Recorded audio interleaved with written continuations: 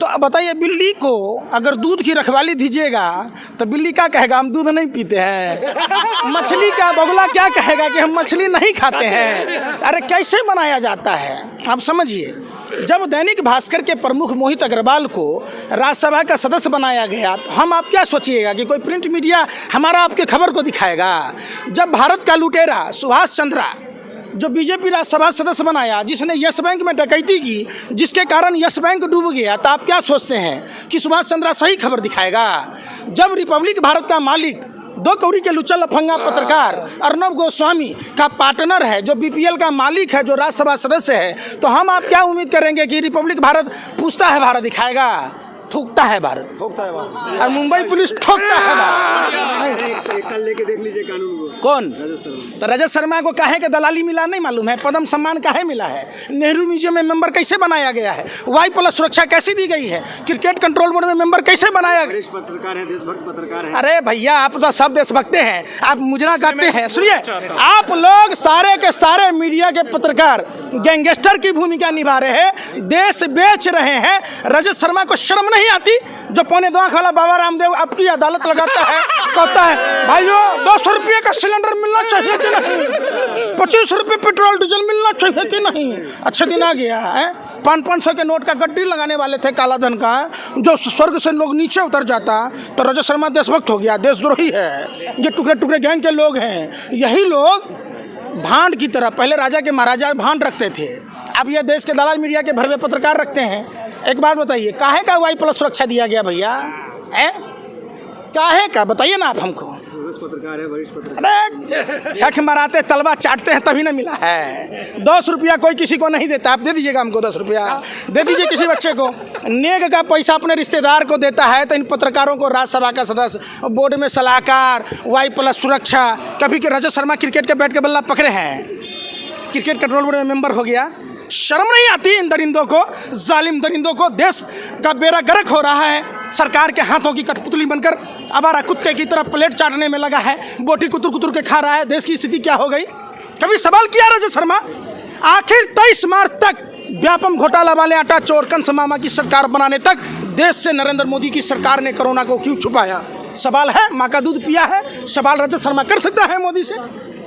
आप बात करते हैं 31 दिसंबर को WHO आया, रजत शर्मा ने माँ का दूध पिया है, पुलवामा घटना की जिक्र कर सकता है, नरेंद्र मोदी से सवाल पूछ सकता है क्या? सैटेलाइट पंजाब हरियाणा के किसानों के खेत की पराली जलती है तो ये बताता है कि सैटेलाइट की पराली जल रहा है तो दिल्ली में प्रदूषण होता है।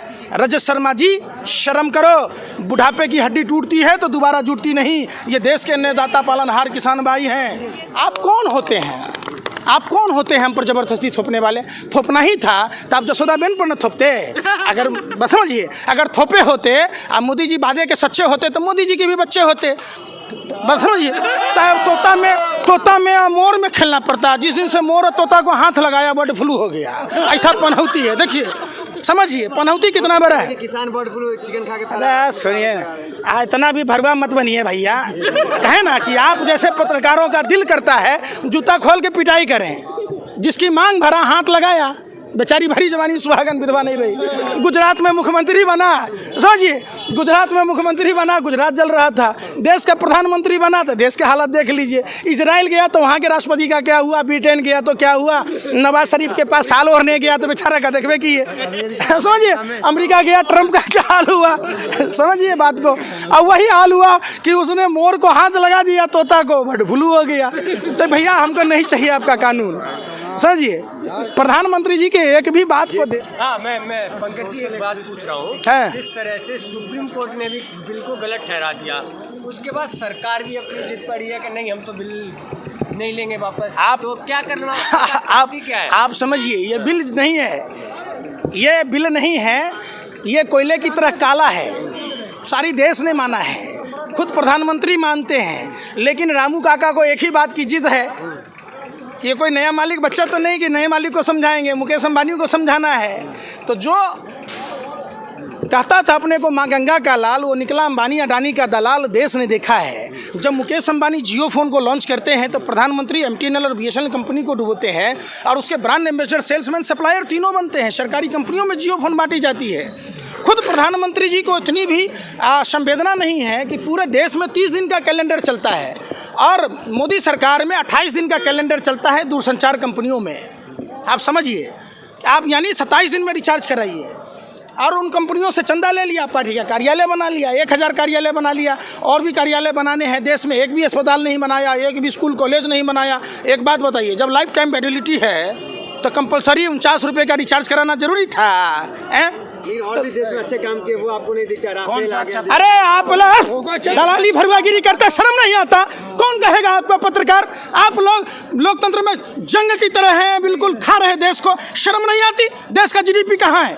देश में हर साल 2 करोड़ युवाओं को रोजगार देना था, बेरोजगार बना दिया, लोगों को ट्रेनें बंद कर दी गई, देश का जीडीपी माइनस में चला गया, हम बांग्लादेश से पीछे हो गए, इनसे सरहद नहीं संभली। सैटेलाइट ये नहीं बताया कि गलवान में कब चाइना आ गया। आप लोग इतने बेशर्म और निर्लज हो गए। काहे के लिए पत्रकारिता करते हैं? आप लोग घगड़ा चोली पहन लीजिए, ठुमका लगाइए, चौचराहे पर नाचिएगा, 2-4 रुपये लोग फेंक देंगे। कानून समझ के प्रधानमंत्री लगातार प्रयास कर रहे हैं, कक्ष में जा रहे हैं, हर जगह लोगों को समझा रहे हैं, उनके प्रवक्ता समझा रहे हैं। अरे कौन संदीप पात्रा? हरामखोर 27 लाख रुपया का ओएनजीसी से पैकेज लेता है। जो गुजरात गैस लिमिटेड डूब रहा था उसको ओएनजीसी में कन्वर्ट कर दिया। भारत की नवरत्न कंपनी थी। आप बेशर्मी की हद पार कीजिएगा। वही संदीप पात्रा 27 लाख रुपया का ओएनजीसी से फ्री का पैकेज लेता है और बुलानी के नाम पर मकान लेके रहता है। फ्री का खाने वाला 12 हिंदू राव में था। उस महिला के साथ क्या हुआ? आप कभी पूछा सवाल? जब नोटबंदी था 66.5 लाख रुपये, पुराने नोट 500-1000 रुपये के कहाँ है? कितना बेवकूफ़ी वाली बात कहते हैं। 1500 का नोट बंद कर दिए, 2000 का नोट चालू कर दिए, कहते भ्रष्टाचार खत्म हो जाएगा। जो आदमी आपने कहा समझ नहीं पा रहा है। अकेला एक जसोदा बेन को नरेंद्र मोदी जी को समझाना था, जिसके मांग में सिंदूर भरे, उसकी मांग नहीं पूरी कर पाए, जिसके साथ अग्नि के साथ फेरे लिए, 7 जन्म जीने मरने की कसम खाई, जब उसको नहीं समझा पाया तो 130 करोड़ 35 करोड़ सेवा के लिए न छोड़े, घर छोड़ दिए, परिवार। अगर आपके पिताजी देश सेवा के लिए आपकी माँ को छोड़ दिए होते तब होते। समझिए, हिंदू धर्म में पहले बात समझिए। ये सब बात है, सुनिए, पत्रकारिता करते अच्छा नहीं लगता है ये सब बात। सुनिए, पहले बात, देश सेवा से बढ़ के होता है। आप समझिए, आप चाहे जिस धर्म में जन्म लिए, आप अगर सृष्टि का विस्तार नहीं करेंगे तो सृष्टि चलेगी कैसे? अगर सब आदमी सब कन्याओं से शादी करके छोड़ दे तो हमारे देश की माँ बहनों का क्या होगा? आप समझिए। आप अर्ज किया है, तबाह होकर तबाही नहीं दिखती है तो अंधभक्ति है साहब, इसकी कोई दवाई नहीं बिकती। आप जसोदा बेन जी के पिताजी से मिलिएगा, पूछिएगा कि आपके बेटी को भरी जवानी मोदी जी ने न सुहागन छोड़ा न विधवा, घूट घूट कर मरने को विवश किया देशभक्ति में। कितना बेशर्म है आप। छोड़ दीजिए पत्रकार। सुनिए, एक आरोप आप पे ये, जब किसान नेता कहते हैं कि आंदोलन 2024 तक चलेगा, तो एक आरोप लगता है कि आप राजनीति कर रहे हैं, क्योंकि 2024 में तो लोकसभा चुनाव है। आप माने आपके कहने के डर से, समझिए, आज जो देश में आप लोगों ने गैंगस्टर की भूमिका निभाई, तमाम पॉलिटिकल पार्टियों के लोग आने से कतरा रहे, तमाम सेलिब्रिटी, तमाम वो लोग जो उच्च पदों पर आसीन हैं, जो सर्वोच्च कहलाते हैं, डर से नहीं आ रहे कि आप उनको कहीं खालिस्तानी न कह दीजिए, माओवादी न कह दीजिए, नक्सली न कह दीजिए। तो आपके कहने के डर से हम आंदोलन नहीं कर रहे हैं। आप यही कहना चाह रहे हैं। ये अधिकार आपको किसने दिया? आप बताइए। सुनिए, चंद मुट्ठी भर लोग, आप पत्रकार और नेता, सरकार में बैठे जो लोग हैं, ये कैसे तय कर दीजिएगा कि आपको किसने अधिकार दिया कि आप हमको आतंकवादी कहिए, टुकड़े टुकड़े धर्म? कानून तो वापस हो गया ना। अरे फिर वही बात, वापस हो गया। 50% बात मान ली, 50%। आप क्यों माने? इसका मतलब आपने भी स्वीकार किया ना कि सरकार हट गई, आप भी हट जाइए। अरे हम कहते हैं पूरा का पूरा कोयला की तरह काला है। अन्ना हजारे ने भी कहा, पूरा देश का किसान कह रहा है, तो आपको काहे के लिए जिरियाल हैं? आप 2 रुपया के मास्क बांटने की आपकी औकात थी? नहीं थी। आपको 200 रुपया टिकट देने की अगर मजदूरों को औकात होती तो माताएं बहनें सड़कों पर बच्चों को जन्म नहीं दे रही होती। सड़कों पर बैल बनकर आदमी नहीं चल रहा होता। 55 डिग्री 60 डिग्री टेम्परेचर में लोग नंगे पाँव घर में। आपको तो 2 रुपया की औकात नहीं थी। आप आ गए यहाँ पर भरवागिरी करने, सरकार की दलाली करने। शर्म कीजिए। आपने मास्क देश में किसी को फ्री दिया? आप पीएम केयर फंड में पैसा लिए, अकेला 1500 1 करोड़ रुपया टाटा ने दिया था, आप मास्क को बांट देते हैं।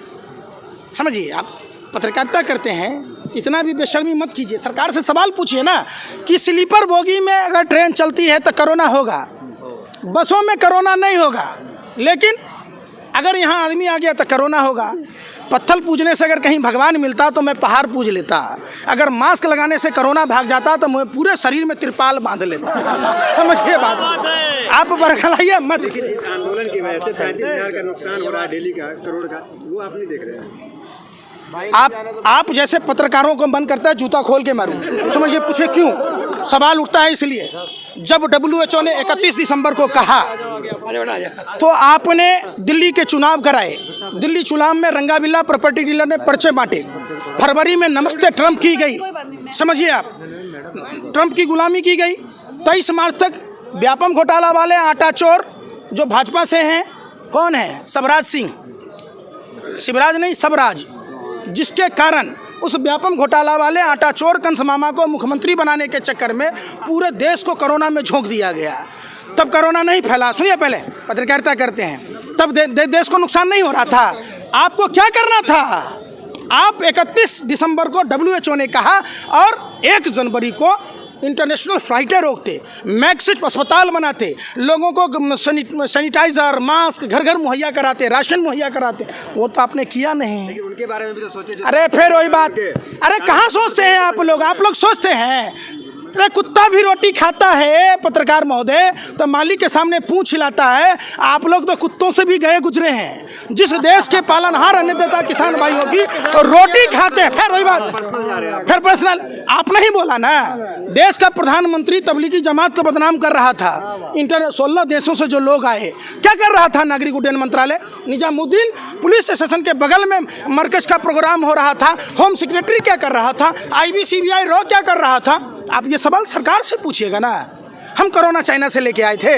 चलिए, तो परेड में जाइएगा, परेड में शामिल होइएगा, परेड में जाइएगा। देश के अन्नदाता पालनहार किसान भाइयों के साथ जब तक जिंदा हूँ, शरीर में सांसें चल रही है, खून है, साथ में खड़ा हूँ। आपने देखा नहीं, 2 अक्टूबर को दिल्ली पुलिस के मना करने के बावजूद हमने बिहार तक की पदयात्रा 27 दिन में की थी। हमने अन्ना हजारे को जगाने का काम किया। हम मुंबई अभी 12 दिन रह के आए हैं। पूरी मुंबई के गलियों में खाक छानी है और वहाँ डिटेन भी हुआ। मैरिन ड्राइव पुलिस स्टेशन ने हमसे पूछताछ भी की। हमने वहाँ भी प्रदर्शन किया है। आज भी करूँगा, कल भी करूँगा, जब तक जिंदा हूँ शरीर के खून का एक एक कतरा लगा दूँगा। कोर्ट की तरफ से और सरकार की तरफ से बयान है कि बच्चे, बूढ़े और औरत घर चले जाएं। अरे देखिए, बरगलाइए मत और डुमरू बजा के हेलो हेलो हेलो, सांप को रस्सी मत बनाइए। अब 2 रुपये में साइकिल लीजिए, रेडियो लीजिए, बच्चा समझ जाएगा ना। वो हवा वाला मिठाई नहीं बनाइए। जब आपको लगता है, आप एक बात बताइए, आप लोगों को ये दिक्कतें नहीं दिख रही हैं कि देश भर के लोग आए हुए हैं, बच्चे बुजुर्ग सब आए हुए हैं। किस लिए आए हुए हैं? देश को दूसरी गुलामी से मुक्ति दिलाने। तो आप कानून को वापस ले लीजिए ना। नहीं ले रहे, इसका मतलब आप में संवेदना नाम की चीज़ नहीं है। आप कानून वापस ले लीजिए, हमें नहीं चाहिए। हमें हमारा पुराना हिंदुस्तान में रहने दीजिए। हम अपनी मर्जी के फसल उगाएं, हम अपनी मर्जी की खेती करें, हम अपनी मर्जी का कपड़ा पहने, बोलें, बातियाँ आएँ, जैसा हमारा बाबा साहब अम्बेडकर संविधान देता है। आप कौन होते हैं? नड्डा कह रहे हैं कि बंगाल चुनाव हो जाएगा, उसके बाद चिंता करेंगे किसानों। JP नड्डा के बाप का है देश, तब तक हम जो बैठे रहेंगे एक खुले आसमान में। इतना भी बेशर्म है JP नड्डा, शर्म नहीं आती है? अरे आप कानून वापस ले लीजिए, बंगाल में कराइए, अफ्रीका में कराइए, जहां आपको जाना है जाइए। आपको कोई रोक रहा है? आप हमको क्यों परेशान कर रहे हैं? मोदी जी कहते हैं ना घर बसा हमारा और ना घर बसने देंगे तुम्हारा। तो ऐसे थोड़ा ना चलता है देश।